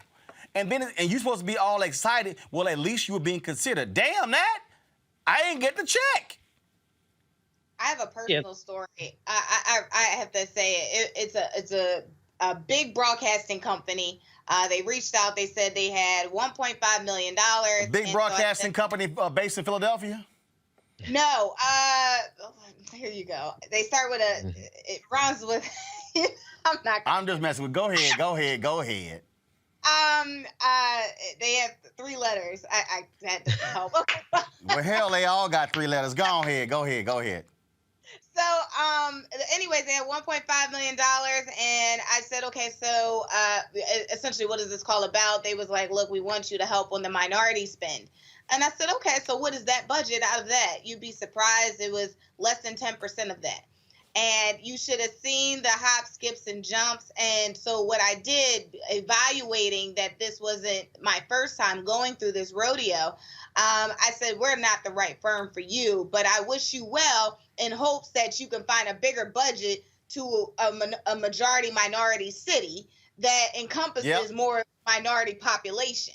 And then absolutely, I got an email from their boss that says, you know, we have more opportunities and X, Y, and Z. But I thought it was interesting. Like, I just didn't take it, you know, because some people just would take it. They were playing you small. I don't want it. Right. They were playing you small. And that's the thing, Mustafa, we deal with. And what I keep trying to explain to black people, we've got to learn the difference between aid and investment. We've got to stop accepting corporate donations to black organizations and say, no, spend money with black-owned companies. Period. I don't care about your donation to the NAACP. That's a donation. What are the contracts going to black-owned companies, catering companies, limousine companies, PR companies? That's where the money is. Without a doubt. I mean, the whole contracting process, I mean, I can speak to the federal government, state and county governments, is sort of designed to support the haves and to exclude many of the have-nots. In many instances, when you go back and look at the percentages that actually make it to businesses of color, and in particular, African-American businesses, the numbers don't lie, and we know what they look like. You know, it is an opportunity to make sure that we're actually creating black wealth with the beginning of the conversation that we had, because we can build the infrastructure and we can also build the capacity that folks need to be able to compete for larger pots of money. And if folks are not willing to do that, then they're not truly interested in supporting our communities, which of course then helps as we're trying to increase black wealth inside of our respective communities. So, we've got this dynamic that's currently going on. And the other part of it, Roland, I just want to touch on extremely quickly is something you raised earlier. As people are talking about this 2% spend and going up to 5% spend, it's incredibly important, as you said, for us to make sure that folks understand what the baseline is and then what the criteria is. And all the programs that I ran over the years, the criteria will determine how and where dollars actually flow. And then it also helps us to build real accountability into the process, which is really where the rubber hits the road. If you don't have that accountability, where both during and after and in the analysis so that you can then come back around and strengthen that program. So as people are going through this 2% up to 5%, there has to be in that process analyses each and every year to figure out where folks may be falling short or where they're doing a good job, and how do you expand that? And then how do you actually also show folks how their investments are yielding these additional positive results, which will play out in a number of different ways. So we got to have the accountability and the analyses in this process if we're truly going to make sure that folks are able to build the infrastructure and capacity to continue to get the right messaging out for these respective folks who want to invest in this space. Folks, then we were talking about in this segment, we were talking about, of course, these ad agencies. But today, the White House talked about this whole issue of supply chain disruptions, and one of the things that they're focusing on. And again, so that was today's announcement.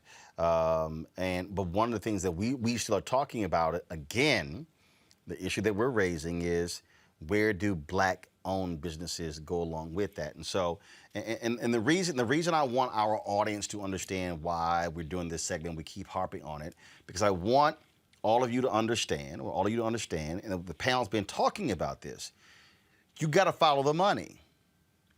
If you really want to start understanding what, in terms of how did you begin to build and reconstruct this thing and how Black people have been impacted, well, I'm gonna tell you right now, if Black businesses aren't getting dollars, no way in hell individuals getting jack. See, and I think people keep having this thing backwards for some reason, Ben. They somehow go, well, yeah, I don't want the business class to get this. No, but here's the deal. Who do you think are gonna employ folks? I mean, here's the deal. I've got 14 employees. 11 of them are Black. Okay? So who do you think? Now, when we started, we had 7. We've doubled since we started. That's growth. We're in the top 5% of Black-owned businesses in the country in size, because the average Black-owned business only has 1 employee. And so I don't even call those businesses. I don't. It's just a sole proprietorship. And so we can't, like when I was down in Tulsa, there was a lot of people, they were talking about, it's Black Wall Street and starting their own business. And my whole deal is, okay, I keep telling people, starting your own business is a great concept. Building a sustainable business with capacity is a whole different animal. Yeah, church said amen. No, for real, Roland, I agree. And I think this system is fully aware that if it gives us an inch, we will take a mile. If you give us enough capital, we will show you what we can do with it, because we have more of a collective mindset in terms of how we do our business and how we do the things that we need to do for our community. Look at what we accomplished. You mentioned Black Wall Street, but honestly, when we play by their rules, we succeed, and then they interrupt us and bomb us. And they interrupt us and redline us. And then they jump in there and they do whatever they can. And now it's at the point where they're interrupting our progress because of the gaslighting that's going on all around us, not only in terms of what's happening in Washington, D.C., but in terms of these real dollars. Without the means to get this done, they know they can keep Black businesses keep coming to beg for money, keep coming to beg for meetings, and hope that we'll be satisfied with just meeting with them or getting the press release versus actual tangible results. Yeah, I mean, again, the bottom line here is I need our folks focused on the money. You can't have these conversations about, man, we need to own our politics. Well, how are you going to give it? How are you going to give? How are you going to give donations if you don't have the additional money? We keep talking about, support our own. Okay, but where's your excess money? You can't be able to create scholarships without excess money. You can't sit here and say, hey, I want to throw a political fundraiser without excess money. You can't fund civil rights organizations having marches and protests if you don't have excess money. Folks, I keep going back to the money. And I'm going after the existing money. What we're saying to these corporations, these advertisers, you're getting our money. We want a return on investment. We are shopping at Target. We want to see more money by Target spent on Black-owned media. We buy General Mills cereal. More of that money coming back here. This is the thing that, again, I keep laying out to people that has to happen, and folk just have to understand why we can't sit here and play games with this issue. If we don't have the hardcore discussion, and not just discussion, Mustafa, fight for the money, then guess what? We're going to be back here 10, 20 years from now, and I'm sorry, I'm 52. I'll be 53 in November. And the reality is this, none of us are going to live forever. And so I don't want to hear anybody saying, and look, this is where I disagree with Ben Chavez of the NNPA when he gave a quote to one of the newspapers saying, you know, these things take time. No, Ben, we ain't got time. We're trying to change this for forever. We're trying to lock in now where 2% is the bottom, 5% is the bottom. Our whole deal is, in 5 years, that number should be 10%. Right, or even higher possibly, but you got to start somewhere. So I totally get that. You know, we got to stop letting people pimp us. You know, a pimp will take your money, tell you pretty, and keep it pushing. And that's exactly the paradigm that we've been allowing people to place us in. We've got an opportunity now to get very focused, to build wealth, and to change these dynamics. But that means that you have to get engaged in the process. So you saw a list of folks, you know, who are now a part, these 20 brands, that are a part of this. Folks should be reaching out to them and letting them know what their expectations are. You know, all you got to do is, you know, go on the internet and send them a message and support the individuals who are pushing to try and help to give you a better opportunity and a bigger piece of the pie, if you will. But if you remain silent, then people will think that you're okay and you're suffering. So let's just change the dynamic. You know, we're educated people and we know what we deserve. You know, we continue to build these brands into billion-dollar industries. It's time for the restitution. It's time for the reinvestment or investment inside of our entities, inside of our communities. I want to give a shout out to Ebony McMorris. She's now the White House correspondent for American Urban Radio Networks.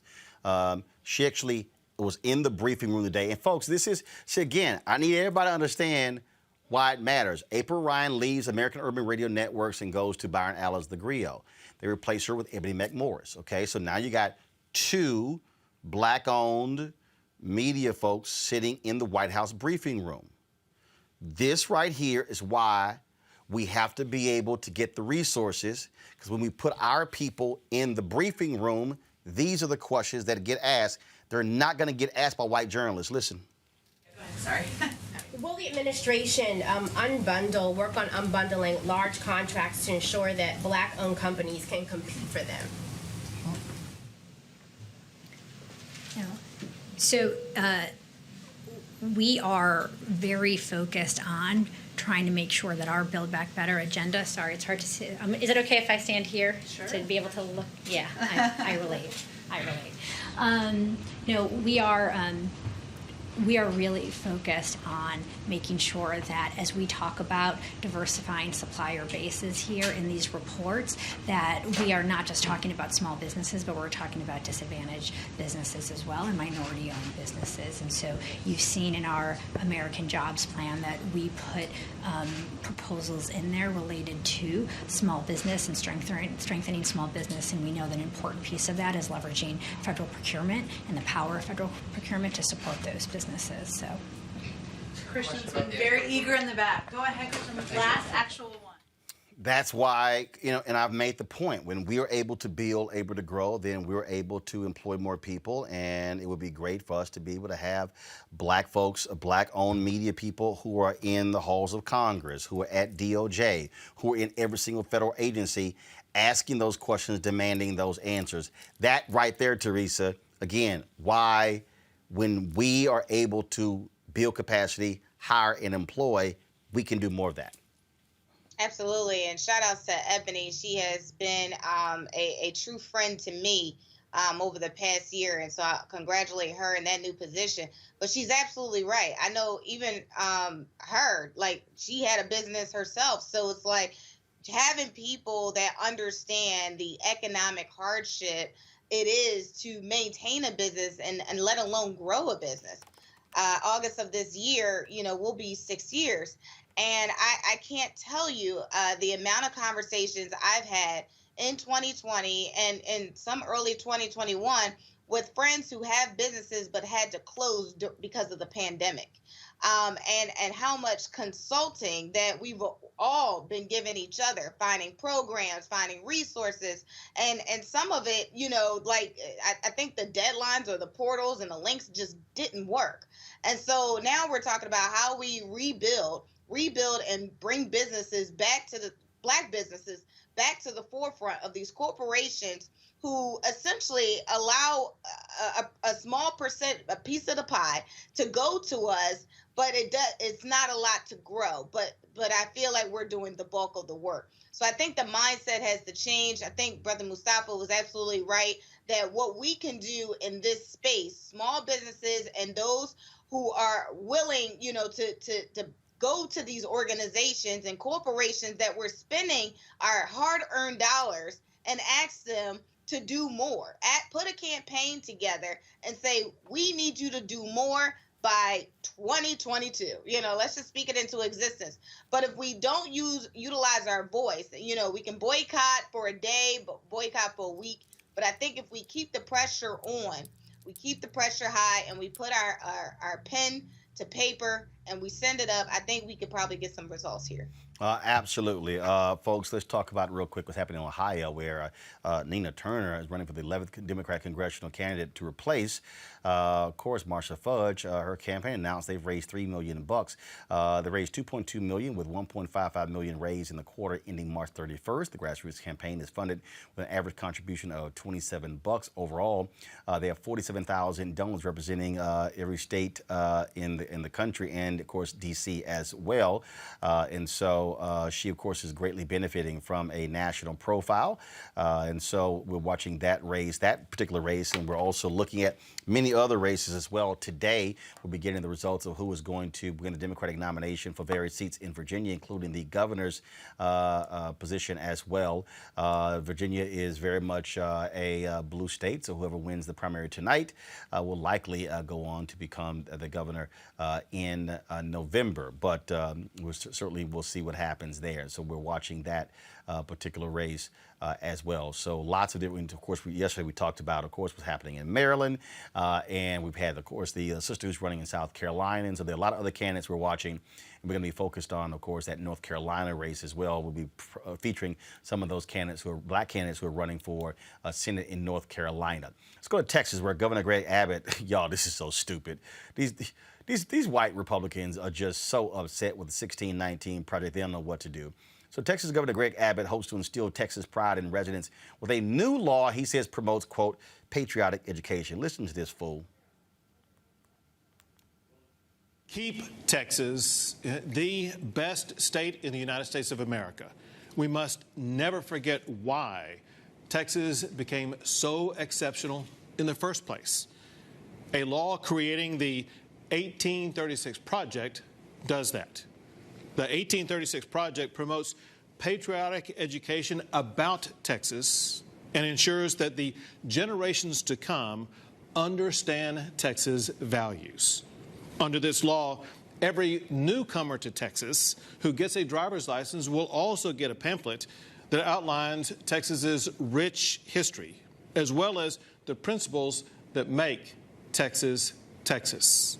The law also establishes the gubernatorial 1836 award to recognize students' knowledge of the founding documents about Texas history.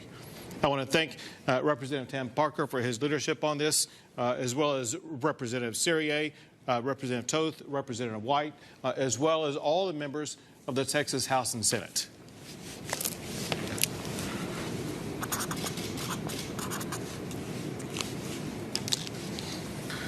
Project 1836 is now law in the great state of Texas.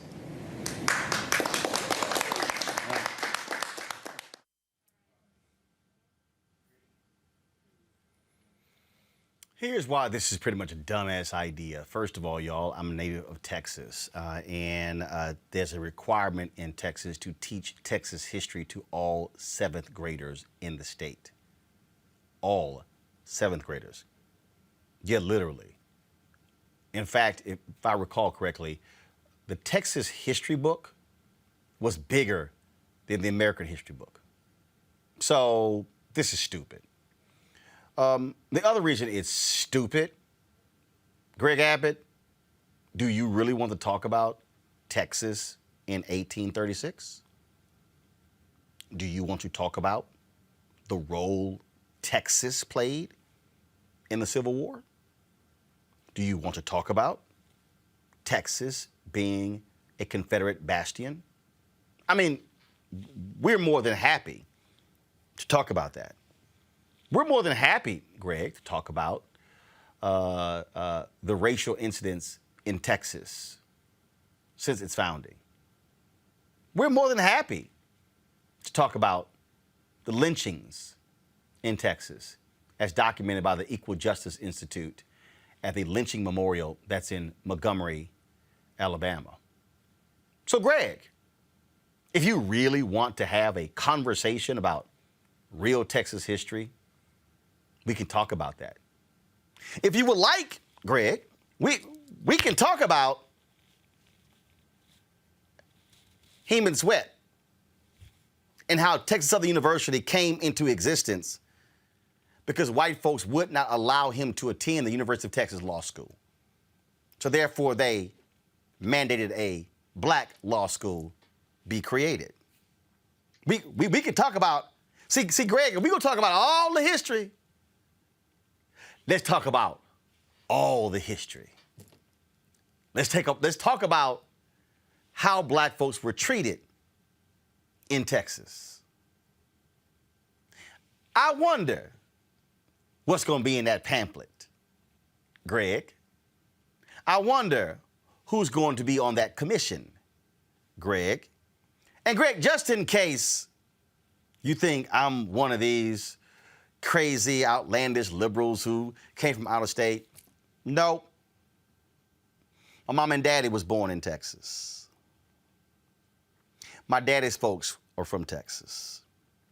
My grandparents migrated to Texas in the 1930s from Opelousas, Louisiana.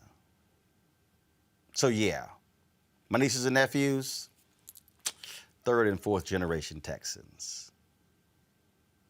If you really want to talk about that, let's have a real conversation. Mustafa, these white folks, these white Republicans just are they are in a tizzy because of the 1619 Project. The hell, they don't know what to do. They don't know what to do. He was crazy hyped. I had never seen somebody get so hyped over what was, something that you would think that somebody in high school would have created. I'm looking forward to seeing that pamphlet, too, that they give folks when they get their driver's license and what they want to share. He should be talking about all these egregious laws that they're trying to pass there in Texas, stopping people from voting. Or he could also highlight the fact that the Manchester community in Houston, Texas, that the Latino brothers and sisters there are being polluted at higher levels than almost any place else in the country, or over in Port Arthur, Texas, where Hilton Kelly is fighting against a number of those refineries, and how the culture in that black community has been pretty much erased. Or we could talk about in Corpus Christi, Texas. So he got a whole lot of things that he should be focusing his time on, and those 4 or 5 folks who are standing behind him clapping, I hope that they're utilizing whatever brain power they have left to actually make real change happen in Texas. There's some great folks in Texas. I love the folks in Houston, and the folks who are, some of the folks in Dallas, although I like Houston better. So they really need to get busy on actually focusing on how they're going to make real change happen. And maybe they might want to also actually get it right when the electricity went out there in Texas for a while and people couldn't get water in Texas. I'm just saying, might be something they might want to focus on. Just saying. Just saying, Ben, just saying. Yeah, no, I think Mustafa, like, he dovetailed that brilliantly. They are putting this kind of energy into stopping an accurate accounting of America's history, and they couldn't put this kind of energy into saving Texans' lives during the deep freeze back in February. So, you know, their priorities, they're not on the people. Their priorities is protecting their power, and they know critical race, and it's not even so much just critical race theory, so much as the ability for the victims of oppression to be able to tell their own history. The African proverb is that if until lions get historians, they'll always be told by the hunter. History will always be told by the hunter. And a lot of these white folks are terrified that for the first time in a long time, an entire collective of people who were oppressed by a system have the ability to tell their own history, and that terrifies them. Yeah, it drives them crazy. Teresa, in Florida, one high school temporarily stopped its students from distributing their yearbooks because it contains pages covering the Black Lives Matter movement. Yeah, seriously. Administrators at West Broward High School in Pembroke Pines, Florida, say parents complained about the 2-page spread in the yearbook that shows students participating in protests. The yearbook editors were told the pages were not objective because they didn't include a conversation about Blue Lives Matter. After Broward County Public Schools review, yearbook sales resumed yesterday with a disclaimer insert saying, in part, the views expressed in the yearbook are not sponsored by the district. No shit, really. These. Teresa, go ahead with your comment. Go ahead. Yeah, I mean, it's interesting. I think there was I can't remember his name, but it was a former congressman that we saw in his yearbook that it was okay for him to put blackface in and didn't do a retraction. But when we have students who decide to utilize their voice during a protest that likely happened on student property, which essentially was documented, and they put it in their history, that is something they were going through during that time.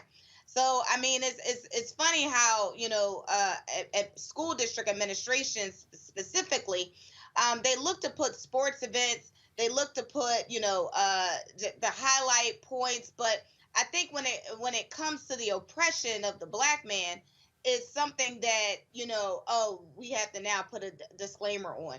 We all know what this is. This is hiding the apparent effect that they did not want these students to voice their opinion. And of course, they're in a state, Florida, where, you know, their governor will likely not be happy with the pages that were on there. Yeah, not at all. And folks, remember we told you about the retired Army Lieutenant Colonel whose microphone was cut off during his Memorial Day speech in Ohio?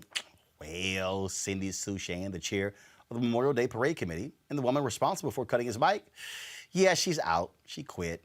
She's also stepped down from her position as president of the Hudson American Legion Auxiliary. The ceremony organizers initially defended their decision to cut Lieutenant Colonel Kempter's speech short, before eventually found that the censoring of his remarks was deliberate and planned by Sushan and another organizer. Oh, he also was forced to quit as well. This is because, Ben, they're talking about literally snatching the charter of this organization. Y'all might really want to recognize next time you cut the mic of a white retired lieutenant colonel, I'm just saying it may not go over so damn well. And then lied about it. Yeah, you know, the absurdity It's getting kind of ridiculous at this point. And it's been ridiculous for some time, but they really are pushing the envelope in terms of what they feel like they're entitled to get away with. And she probably, the woman who had to retire because of this or resign because of this, she probably honestly doesn't understand what she did wrong because they've been living in this bubble for a long time that tells them that everything that they do is perfectly right. That's why we need critical race theory so that they can get some critical analysis skills going back in their heads. I keep saying, Mustafa, keep doing crazy stuff. Guess what? Y'all just gonna keep losing jobs and opportunities. And I just keep saying, black people in Hudson, Ohio, apply for their jobs. Most definitely. Every time I see one of these crazy situations, I think about that lady, you about to lose your job. And it just plays over and over and over. You about to lose your job. Some white brothers and sisters just don't get it. I'm like, this is not 1954. It's not 1967. This is 2021. And folks are not going to allow you to just get away with whitewashing and trying to create these false narratives. So we'll just call it out. Memorial Day, yeah, it was black folks who were the ones who were honoring those Union soldiers. And they are the ones who decided that they wanted to call it out and highlight people who helped them to begin the journey of becoming free. So it's okay because white folks, y'all came along later. And y'all began to also utilize Memorial Day in a way to highlight some things. But yeah, we did it first. Just saying. All right, y'all. We got to go. Y'all, please support what we do here at Roland Martin Unfiltered by joining our Bring the Funk fan club. Every dollar you give goes to support this show and what we do. Cash App, $RM Unfiltered, PayPal.me/R Martin Unfiltered, Venmo.com/RM Unfiltered. Zelle is Roland@RolandSMartin.com, Roland@RolandMartinUnfiltered.com. Ben, Teresa, Mustafa, I certainly appreciate it. Thank you so very much. And shout out to my man, George Lopez. He, of course, every year at his golf tournament, he gives me a hat. And this was one of the hats that he gave me the last few years. So I want to go ahead and rock it with this off-white caftan today. So, all right, folks, y'all can see the full outfit. Let's go to my Instagram page. I shall see y'all tomorrow. Roland Martin Unfiltered. Hi!